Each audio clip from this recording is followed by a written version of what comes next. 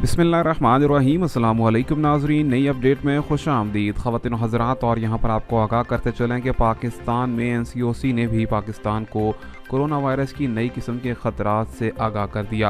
आपको बताएं कि NCOC ने मज़ीद पाबंदियों के मुतालिक भी नए ऐलानात किए हैं। आपको बताएंगे इस वीडियो में, और वीडियो में आगे बढ़ेंगे अपने नाजरीन से गुजारिश भी करेंगे, अगर आप लोग पहली मरतबा हमारा यूट्यूब चैनल या वीडियोज़ देख रहे हैं तो ज़रूर सब्सक्राइब करें, वीडियो को लाइक करें और घंटी के निशान पर क्लिक करना मत भूलिए।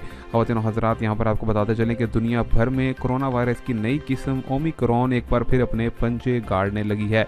क्या इसकी पाकिस्तान में भी एंट्री हो चुकी है? तो इस हवाले से NCOC ने मुकम्मल तौर पर बताया है कि पाकिस्तान में फ़िलहाल के लिए ओमिक्रॉन जैसा वायरस अभी दाखिल नहीं हुआ है। ताहम जिन ममालिक में ये वायरस बेहद बढ़ चुका है, वहाँ से आने वाले पाकिस्तानियों को 5 दिसंबर तक की इजाज़त दी गई है। उसके बाद आने वालों को मुकम्मल तौर पर पाकिस्तान में आने की इजाज़त नहीं होगी, बल्कि उनको एक बार फिर से 15 से 20 दिन का करंतना करना पड़ेगा, और इसी के साथ साथ उनको आइसोलेशन के साथ साथ अपने तमाम तरह टेस्ट भी दिखाने होंगे।